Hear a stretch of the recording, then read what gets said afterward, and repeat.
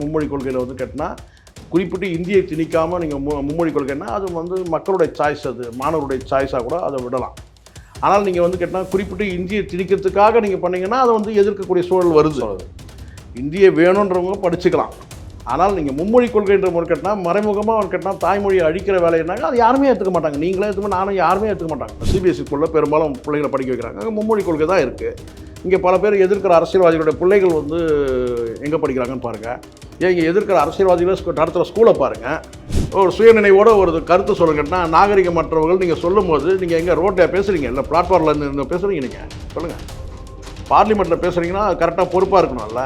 போகிற போக்கில் நீங்கள் சார் நீங்கள் எங்கே வேணால் பேசுங்க. நீங்கள் ஒரு அமைச்சரில் தனக்கு எதுவும் சரின்னு படுறதெல்லாம் அதெல்லாம் வந்து பேசுகிறவங்க பத்திரிகையாளர் கிடையாது. பாண்டேயோட எண்ணம் தவறு. மக்களுக்கு எது சரின்னு படுதோ, சரின்னு சொல்கிறாங்களோ அந்த மக்களுடைய எண்ணத்தை பிரதிபலிக்கணும். நீங்கள் திமுக தலைவருக்கு கொடுக்குற அந்த பாராட்டாக அது மாறி கடைசியில் எங்கே வந்து முடிச்சிங்கன்னு கேட்டிங்கன்னா, அதே மேடையில் அண்ணாமலையை காந்தராஜை வந்து ஒரு புகழாரம் சூட்டிட்டு அடித்து எல்லாமே சிக்ஸராக அடித்தார் அப்படின்னு நீங்கள் சொல்கிறீங்களே, அவர் அடித்ததெல்லாம் யாருன்னு கேட்டிங்கன்னா அண்ணாமலையா? என்ன சார் நியாயம் இது? நான் பாண்டே தயவு செஞ்சு இந்த பாண்டே வந்து இந்த வீடியோவை அவர் பார்வைக்கு அனுப்புங்க.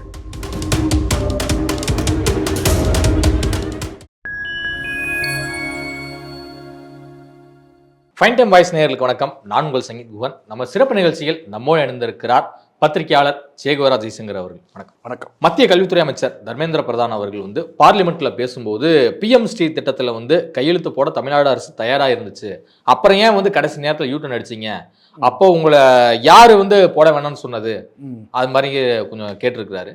ஆனா தமிழக எம்பிக்கள் வந்து கடுமையா ஒரு விமர்சனத்தை வந்து வச்சாங்க. நீங்க ஏன் எங்களுடைய நிதியை வந்து தரல, கல்வி நிதியை வந்து தமிழ்நாட்டுக்கு எங்களுடைய உரிமை, அந்த உரிமையா நீங்க வந்து தராம இருக்கீங்க அப்படின்னு சொல்லிட்டு கடுமையா உங்களுக்கு கேட்டாங்க. உடனடியாக தர்மேந்திர பிரதான் என்ன சொல்றாருன்னா, தமிழக எம்பிக்கெல்லாம் வந்து நாகரிகமற்றவர்கள் அப்படிங்கிறது வந்து குறிப்பிட்டாரு. கடும் விமர்சனத்துக்கு உள்ளாச்சு. கண்டனங்களையும் வந்து திமுக தரப்புல பதிவு செஞ்சு உருவமேலாம் இருக்கிற அளவுக்குலாம் போயிடுச்சு. அது ஒரு கடினமான எப்படி பார்க்குறீங்க? இல்லை, நான் சொல்கிறேன். அதாவது இங்கே மும்மொழி கொள்கை வந்து இருமொழி கொள்கை மும்மொழி கொள்கை வந்து நீண்ட காலமாக ஒரு விவாதத்துக்கு உள்ளதாக இருக்குது. சரிங்களா?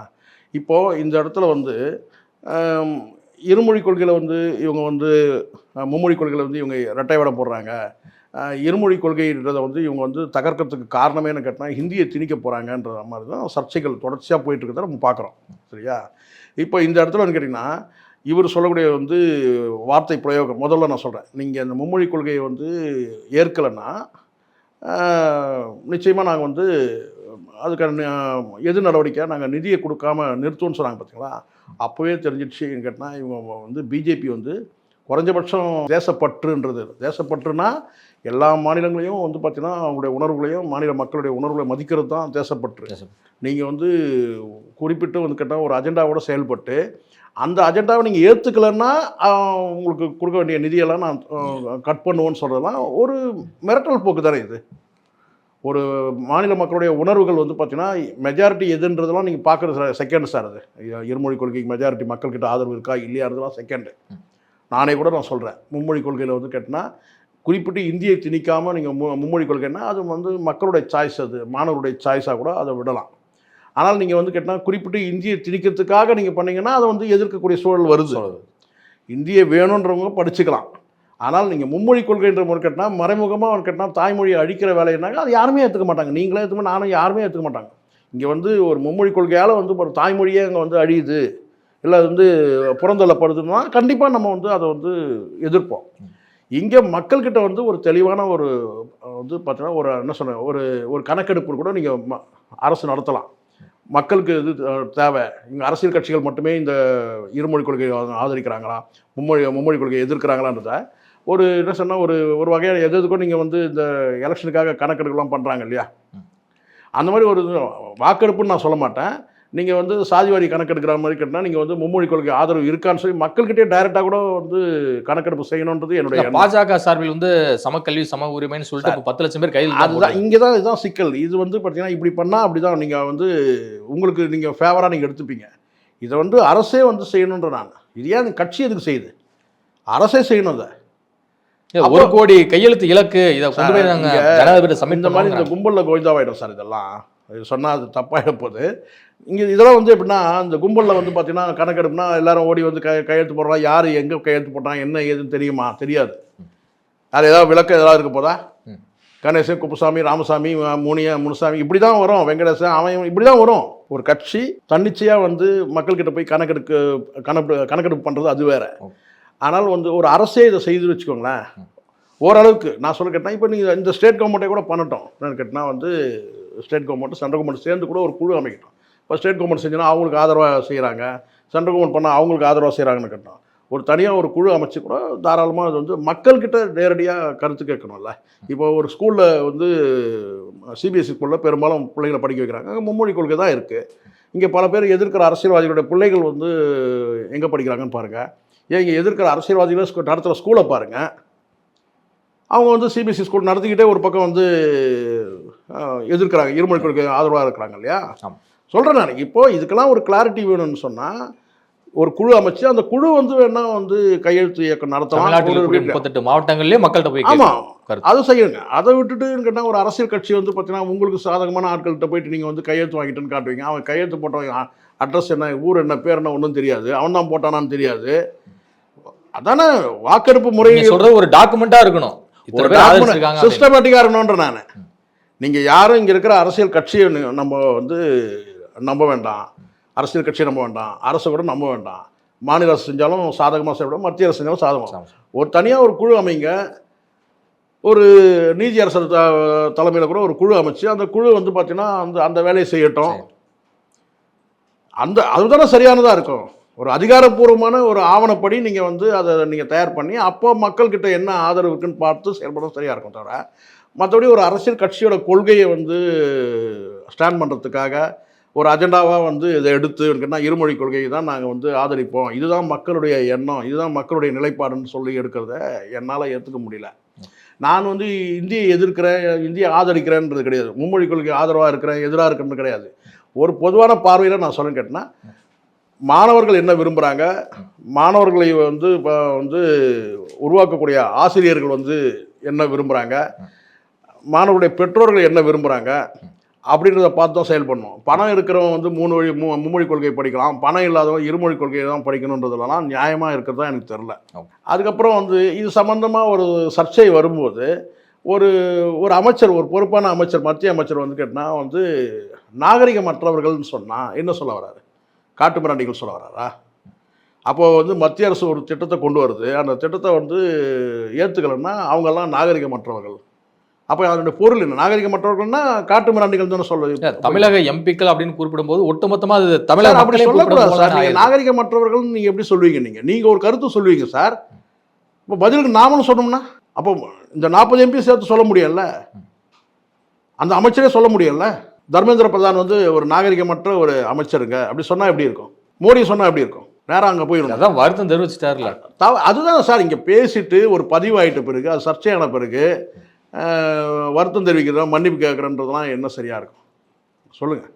நல்லா தெரியுது, நிதானத்தோடு தான் இருக்கிறீங்க, ஒரு சுயநினைவோட ஒரு கருத்து சொல்லுங்கன்னா நாகரிகமற்றவர்கள் நீங்கள் சொல்லும்போது நீங்கள் எங்கே ரோட்டில் பேசுகிறீங்க, இல்லை பிளாட்ஃபார்மில் இருந்து பேசுகிறீங்க, நீங்கள் சொல்லுங்கள். பார்லிமெண்ட்டில் பேசுகிறீங்கன்னா கரெக்டாக பொறுப்பாக இருக்கணும்ல. போகிற போக்கில் நீங்கள் சார் நீங்கள் எங்கே வேணால் பேசுங்க, நீங்கள் ஒரு அமைச்சரில் ரோட்டில் நின்று கூட பேசுங்க, நீங்கள் ஒரு அமைச்சர் பொறுப்பில் பேசும்போது எஜுகேஷனல் மினிஸ்டர். அதுதான் சார் நாகரிகமற்றவர்கள் எப்படி சார் சொல்லுவீங்க? அப்போ அதோட அர்த்தம் என்ன சார் ஆகுது? காட்டு மிராண்டிகளும் அர்த்தம் எப்படி வேணால் சொல்லலாம். அதை கொஞ்ச நாள் முன்னாடி கூட நம்ம பார்க்குற ஒரு மீடியாவில் பேசும்போது ஒரு நபர் வந்து என்ன சொல்கிறார் கேட்டினா, அவங்களெல்லாம் புரிதல் இல்லைன்றார். என்ன மீனிங் அதுக்கு? புரிதல் இல்லைன்னா என்ன? ஆசீர்வாதம் ஆச்சாரி. ஆமாம், புரிதல் இல்லைன்னா என்ன தெரியுமா? 58 கட்சிகள் சேர்ந்து கையெழுத்து போட்ட தீர்மானம் ஒரு விஷயத்தை சொல்லி அவங்களால புரிஞ்சிக்க முடியலன்னா அவங்க முட்டாள்னு அர்த்தம். நீங்கள்லாம் முட்டாள். அதையும் நாகரிகமான ஒரு வார்த்தையில் சொல்கிறீங்க, அவ்வளோதான். வேற ஒரு லாங்குவேஜில் சொல்கிறீங்க. இங்கே முட்டாள்னு சொல்கிறதுக்கும் அறிவு இல்லாத சொல்கிறதுக்கும் என்ன வித்தியாசம் இருக்குது சொல்லுங்க பாடா? ரெண்டும் ஒன்று தான். புரிதல் இல்லாதன்னு சொல்கிறது அதுதான். லாங்குவேஜ் தான் மாறுது, அந்த வெக்காபுலரி தான் மாறுது, அந்த சொற்றொடர் தான் மாறுது. ஆனால் என்ன மீன் பண்ண வரீங்க? நாகரிகமற்றவர்கள், காட்டு மிராண்டிகள், புரிதலின்மை, முட்டாள்கள். அது தப்பு இல்லை, யாரும் நியாயம். நான் நேர்மையாக பேசணும்னு நினைக்கிறேன். நான் சொல்கிறேன், மும்மொழி கொள்கையில் வந்து மக்கள் தான் இறுதி முடிவு எடுக்கணும். ஓகே, அதே மாதிரி கேட்டால் இந்த மாதிரி வந்து வார்த்தை பிரயோகம் வந்து கேட்டால் அமைச்சர் வந்து மன்னிப்போடு நிற்கிறதுன்றது வந்து இது காலகாலமாக நடக்கிறது தான். எல்லாரும் கூக்குரலிட்ட உடனே மன்னிப்பு கேட்கறதுன்றதே வந்து பார்த்தீங்கன்னா மன்னிப்புன்னு இங்கே மன்னிப்புன்றது எப்படி தெரியுங்களா, நாமளாக மனசில் உணர்ந்து கேட்கறது தான் மன்னிப்பு. ஓகே, இன்னொருத்தர் சொல்லி வருதுன்னா அது மன்னிப்பு கிடையாது. திமுக சார்பில் முன்னெடுக்கப்பட்ட ஒரு கருத்தரங்கில் வந்து நடுநிலை பத்திரிகையாளராகவும் அரசியல் விமர்சனம் இருக்கக்கூடிய ரங்கராஜ் பாண்டே அவர்கள் வந்து கலந்து கொண்டு பேசியிருக்கிறார். அதுவும் குறிப்பாக என்ன சொல்லியிருக்கிறாரு அப்படின்னா 2026 திமுகவுக்கு சுலபமாக இருக்காது அப்படிங்கிறது வந்து சொல்லியிருக்கிறாரு. அவர் வந்து திமுக மேடையிலே இப்படி பேசியிருக்கிறத எப்படி திமுகவினர் வந்து பார்க்குறாங்க, அணுகுறாங்க? நடுநிலை பத்திரிகையாளர்ல அது சொல்லிட்டீங்கல்ல, அவர் சொல்லும் போதெல்லாம் நீங்கள் சொல்லுங்கள். இல்லை, அவர் தன்னை நடுநிலையான பத்திரிகை. அதான் சார், எப்போல்லாம் பாண்டேன்னு நீங்கள் சொல்கிறீங்களோ அவர் வந்து வெறும் மூத்த பத்திரிகையாளர் மட்டும் சொல்லாதீங்க, நடுநிலை பத்திரிகையாளர்னு சேர்த்து சொல்லுங்கள். ஏன்னா அப்படி தான் வந்து அவர் சொன்னார். இங்கே ஒரு விஷயம் நான் சொல்கிறேன், இந்த மூத்த பத்திரிகையாளர், இளைய பத்திரிகையாளர், நடுநிலை பத்திரிகையாளர் இதெல்லாம் சொல்கிறாங்கல்ல, இவங்க எல்லாம் சேர்ந்து ஒரு நியாய நிலை பத்திரிகையாளராக இருக்கணுன்றது என்னுடைய விருப்பம். நியாயமாக இருக்கு. இங்கே நடுநிலைன்றதுனால கூட எது இந்த பக்கம் நிற்காத அந்த பக்கம் நிற்காத, நடுநிலைன்னா நீ வந்து லாரியில் அடிபட்டு செத்துருன்னு சொல்லிட்டு சீமான் சொன்னார்ல, நான் வந்து அதை அப்படியே அவர் சொன்னதை அப்படியே நான் வந்து முன்மொழியிறேன் நீங்கள் நினச்சிடாதீங்க. பொதுவாக நான் சொல்ல கேட்டேன்னா நீங்கள் நடுநிலையாக இருக்கிறது பெரிய விஷயம் கிடையாது சார். நான் நியூட்ரலாக நிற்கிறேன் அப்படிலாம் கிடையாது. நியாயமாக நில்லுங்க, நியாயமாக நில்லுங்க. நீங்கள் வந்து இந்த இடத்துல வந்து ஒரு விஷயம் நீங்கள் வந்து இதுக்கு முன்னாடி கூட பாண்டிய சொல்லும் போது ஒரு ஏதோ ஒரு நேர்காணலில் நான் பார்த்தேன். ஒரு பத்திரிகையாளர்னா என்ன தெரியுமா, அவன் வந்து மனசில் சரின்னு பட்டத்தை மக்கள்கிட்ட சொல்கிறவன் தான் ஒரு நல்ல பத்திரிகையாளனுடைய வேலை. அவன் தான் நல்ல பத்திரிகையாளர்ன்ற மாதிரி சொன்னார். என்னென்னு கேட்டால் மனசில் சரின்னு பட்டதை சொல்கிறவன் தான் பத்திரிகையாளர். நான் சொல்கிறேன் அப்படி கிடையாது. ஒரு பத்திரிகையாளர்ன்ற யார் தெரியுங்களா, மக்களுடைய எண்ணங்களை பிரதிபலிக்கிறவன் தான். மக்களுடைய எண்ணங்களை அரசுக்கிட்ட, அரசு எந்திரத்துக்கிட்ட பிரதிபலிக்கிறான் பார்த்தீங்களா, அவன் தான் பத்திரிகையாளர். நான் மனசில் நான் விருப்பப்பட்டதெல்லாம் நான் சொல்லிட முடியாது சார். நான் ஒரு பத்திரிகையாளர் தான். என் மனசில் எதெல்லாம் சரி எதெல்லாம் விருப்பப்படுறதோ அதெல்லாம் நான் சொல்லிட முடியாது. மக்களுடைய எண்ணம் என்ன நான் சொல்லுவேன். என் பிள்ளைகள்லாம், நான் ஒரு பத்திரிகையாளர் தான், நான் வந்து மும்மொழி கொள்கையில் என் பிள்ளைகளை படிக்க வச்சுருக்கேன். நான் எனக்கு சரின்னு படுது, என் பிள்ளைகளுக்கு 3 மொழி வேணும், என் மனசு சரின்னு படுது. அதை பிரதிபலிக்க முடியுமா? முடியுமா? முடியாது. மக்களுடைய எண்ணம் என்ன இருக்குது, மக்களுக்கு வந்து பார்த்தீங்கன்னா இருமொழி கொள்கையை தான் விரும்புகிறாங்க. அப்போ நான் அதை சொல்லணும். மக்கள் விருப்பம் என்னவோ அதை நான் சொல்லணும். மக்கள் வந்து மும்மொழி கொள்கையை ஆதரிக்கிறாங்க, மக்கள் விருப்பம்னா அதை நான் சொல்லணும். இப்போ புரியுதுங்களா? தனக்கு எது சரின்னு படுறதெல்லாம் அதெல்லாம் வந்து பேசுகிறவங்க பத்திரிகையாளர் கிடையாது. பாண்டேயோட எண்ணம் தவறு. மக்களுக்கு எது சரின்னு படுதோ, சரின்னு சொல்கிறாங்களோ அந்த மக்களுடைய எண்ணத்தை பிரதிபலிக்கணும். நீங்கள் யார்கிட்ட? அரசுக்கிட்ட. அவன் தான் பத்திரிகையாளர். அது வந்து நான் பார்த்தேன். நான் இந்த காணொளி முழுசாக நான் பார்த்தேன். ஆனால் பாண்டேக்கு ஒரு கோபம் இருக்குது, அண்ணாமலை மேலே ஒரு கோபம் இருக்குது. அதுதான் நான் பார்த்தேன். அந்த முழு காணொலியில் பார்க்கும்போது எனக்கு தெரிய வந்து கேட்டேன்னா, எங்கேயோ ஒரு கோபம் வந்து அண்ணாமலை மேலே வந்து பாண்டேக்கு இருக்குது. அது என்ன கோபம்ன்றது தெரியல. அது அவர் தான் சொல்லணும். அவரோட முழு பேச்சில் நான் பார்த்தது என்னன்னா, கிட்டத்தட்ட எனக்கு தெரிஞ்ச வரைக்கும் பாண்டே பிரச்சாரத்துக்கே கூப்பிட்டு போகலாம் திமுக. சார், ஒரு பத்திரிகையாளராக ஒரு மதிச்சு சார் உங்களுடைய கருத்தை நீங்க தெரிவிங்க அப்படின்னு சொல்லிட்டு இந்த அரசியல் கருத்தை வந்து கூப்பிட்டுருக்காங்க. இவர் ஒரு பாயிண்ட் ஆஃப் வியூல தன்னுடைய கருத்துக்களை வந்து முன் வைக்கிறாரு. அப்படி பார்க்கும்போது நீங்க இப்படி எல்லாம் பிரச்சாரத்துக்கே போலாம்னா அதெல்லாம் என்ன சார்? கேட்டீங்க, நீங்களும் ஒரு பத்திரிகையாளராக கேட்டீங்களா? அவர் எவ்வளவு வருஷம் ஃபீல்டில் கேட்டீங்களா? அவர் எத்தனை வருஷம் தான் ஃபீல்டில் இருக்கட்டும். இப்போ நான் சொல்றேன், பத்திரிகையாளர் செந்தில்வேல் எடுத்துங்க. செந்தில்வேல் வந்து பத்திரிகையாளர். ஆனால் அவர் என்ன செய்வார்னு கேட்டிங்கன்னா, திமுகவுக்கு ஆதரவாக செயல்படும். திமுகவுக்கு ஆதரவாக. அப்போது அங்கே வந்து ஒரே ஒரு சாயம்தான் இருக்கும், கருப்பு சிவப்புன்ற ஒரு சாயம்தான் இருக்கும். இங்கே பத்திரிகையாளர் இருக்குன்னா நீங்கள் ஏதாவது ஒரு சாயத்தில் இருக்க தப்பே இல்லை சார். நான் பத்திரிகையாளர் தான், ஆனால் நான் வந்து திமுகவை ஆதரிக்கிறேன்னு சொல்கிறாரு. யார்? செந்தில்வேல் சொல்கிறாரு. அப்போ அங்கே ஒரே ஒரு சாயம்தான் இருக்குது. எந்த பத்திரிகையாளர் தான் இருக்கட்டும், நான் வந்து திமுகவை ஆதரிக்கிறேன், வெளிப்படையாக ஆதரிக்கிறார் அவர். ஒரு சாயம்தான் இருக்கும். ஆனால் எனக்கு என்ன சொன்ன கேட்டால், இங்கே வந்து ரொம்ப ரொம்ப ஆபத்தானவங்க என்னன்னு கேட்டிங்கன்னா, எல்லாரும் இங்கே நல்லவங்க தான், புரியுங்களா? எல்லாருமே இங்கே நல்லவங்க தான், ஆனால் அதுக்கான சந்தர்ப்பமும் அமையணும். சந்தர்ப்பம் கொஞ்சம் அப்படி இப்படி ஆச்சுன்னா அவ்வளோதான்வாங்கல்ல, அந்த மாதிரி தான் இப்போ வந்து பாண்டே நம்ம வந்து தெரிஞ்சுக்கிட்டது என்ன, பத்திரிகையாளர் தான். அவர் சொல்லட்டும், என்ன சொன்ன, நியூட்ரல் நடுநிலையாளர் அப்படின்னு சொன்னார்ல, ஒரு நடுநிலை பத்திரிகையாளர் சொன்னார். இப்போ நான் சொல்கிறேன் என்னென்னு கேட்டினா, நடுநிலை பெருசு கிடையாது, நியாய நிலையில் இருக்கணும். நீங்கள் நேற்று வரைக்கும் நாங்கள் அறிஞ்சதுன்னு கேட்டால் நடுநிலை தான் அறியல, வலதுசாரி பத்திரிகையாளர் தான் நம்ம அறிகிறோம். ஏன்னா கடந்த காலத்தில் அவருன்னு கேட்டால் அவர் மெயின் ஸ்ட்ரீம் மீடியாலெலாம் வேலை செஞ்சுட்டு வந்த பிறகு அவர் சாணக்கியான்னு வந்து ஒரு சேனல் ஆரம்பித்து அந்த சாணக்கியோட அந்த உருவத்தோடு இருக்கிற அந்த இதை பார்க்கும்போது கேட்டால் அவருடைய செயல்பாடுகள் எல்லாமே வந்து வலதுசாரி சிந்தனையாளராக தான் அவரை வந்து நம்ம அறியறோம். நான் அப்படி தான் பார்க்குறேன், மற்றவங்க எப்படி பார்க்குறாங்கன்னு எனக்கு தெரியாது. பாண்டே வந்து ஒரு வலதுசாரி ஆதரவாளராக தான் நான் பார்க்குறேன். இப்போது திடீர்னு ஒரு திமுக ஒரு மேடையை வந்து உங்களுக்கு அமைச்சு கொடுக்குதுன்னு வச்சுக்கோங்களேன், நீங்கள் தாராளமாக வந்து பேசுங்க. என்ன நீங்கள் சொன்னீங்க, என்ன சொன்னீங்க, 72வது பிறந்தநாளுக்காக கூப்பிட்டாங்க, ரைட், 72 முதல்வருடைய, தாராளமாக முதலமைச்சரை வந்து நீங்கள் பாராட்டி பேசுறதுல எந்த மாற்று கருத்தும் எனக்கு இல்லை. இன்னும் கூட அவரை பாராட்டி இருக்கலாம்.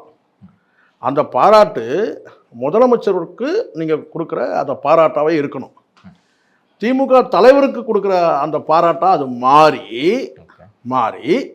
கொஞ்சம் கொஞ்சமாக மாறி கடைசியில் எங்கே வந்து முடிச்சிங்கன்னு கேட்டிங்கன்னா, அதே மேடையில் அண்ணாமலையை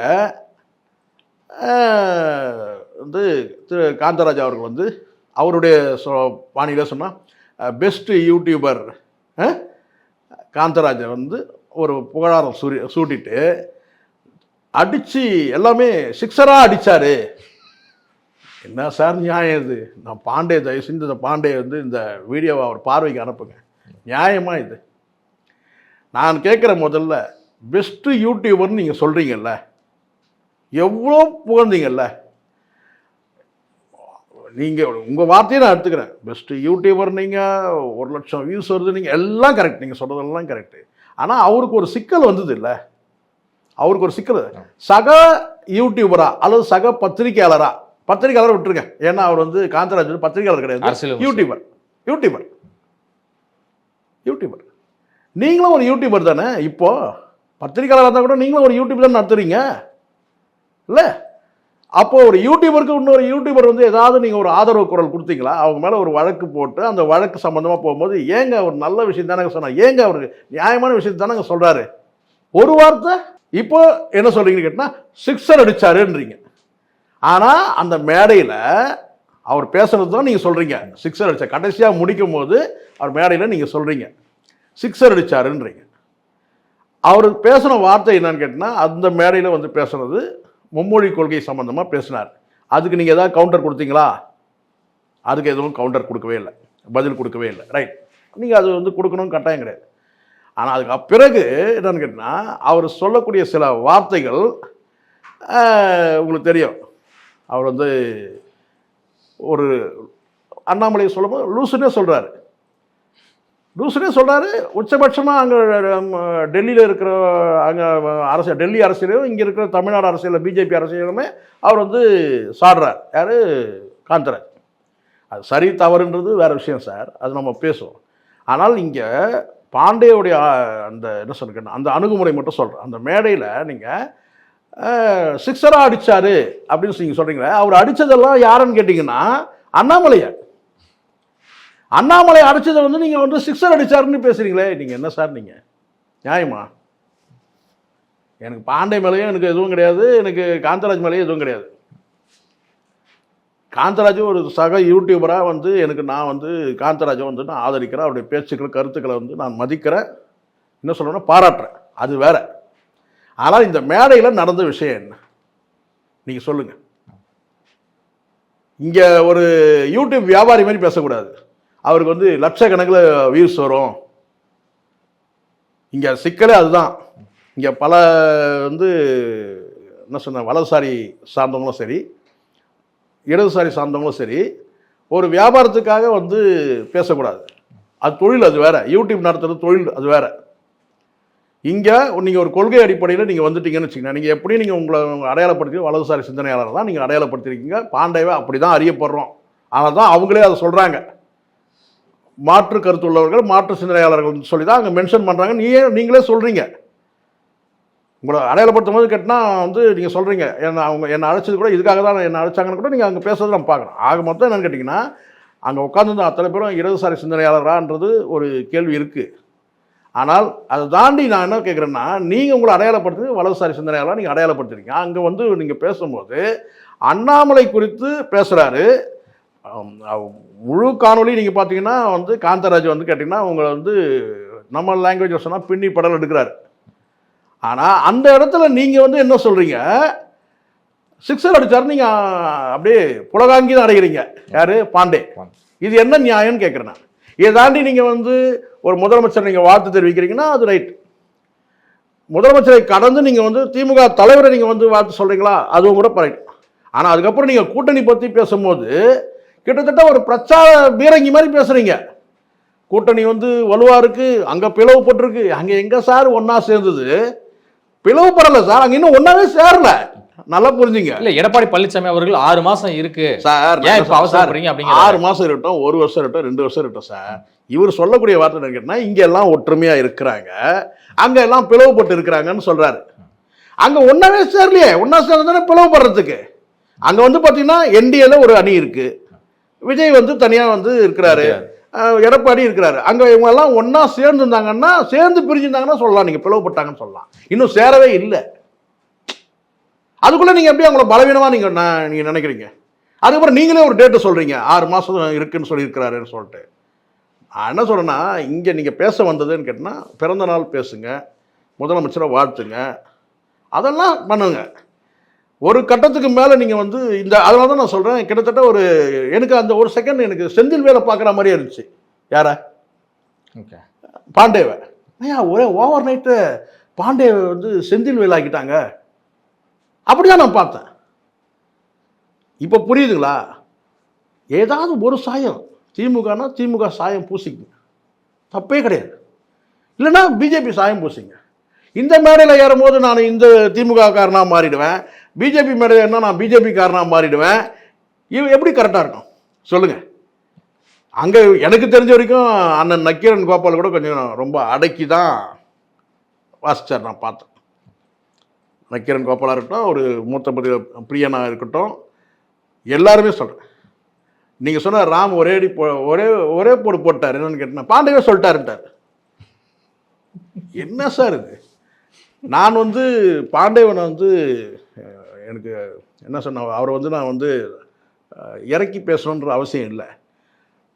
ஒரு வடிவேல் சொல்லுவார்ல, அவர் சொன்னால் அதே தான். வடிவேல் சொல்லுவாராம் என்னன்னு கேட்டால், அவங்க எடுக்கிற முடிவு எல்லாமே நமக்கு சாதகமாக தான் இருக்குன்னு சொல்லுவார். சொன்னேன் நான் சொல்கிறேன் கேட்டால், வடிவேல் டைலாக்ஸ் கேட்டால், கொய்யால வாங்குற காசுக்கு மேலே கூறாயான்னு சொல்லுவாங்கள்ல, அதை தான் நான் பார்க்குறேன். வடிவேல் அதே வந்து அந்த டைலாக் தான் நான் வந்து பாண்டே பேசும்போது சார் இருக்கிறத சொல்லி தான் பத்திரிகையாளர் சார் நான் இருக்கேன்னா சார், அவர் மூத்த பத்திரிகையாளராக இருக்கட்டும், அவர் சொல்கிற மாதிரி நடுநிலை பத்திரிகையாளராக இருக்கட்டும், நான் என்ன சொல்கிறேன்னா, ஒரு நியாய நிலை வேணும் இல்லை? இந்த மேடையில் போனால் இந்த மேடையில் சாதகமாக பேசுறது, அந்த மேடையில் போனால் அங்கே சாதகமாக பேசுறது, அது சரியில்லைன்னு நான் சொல்கிறேன். நான் வந்து ஏதோ ஒரு பாண்டேவை இறக்கி பேசணுன்றது எனக்கு நோக்கம் கிடையாது. ஆனால் இருக்கிறத பேசணும்ல, நான் அந்த பேச்சோட அந்த தோரணையை நான் சொல்கிறேன்.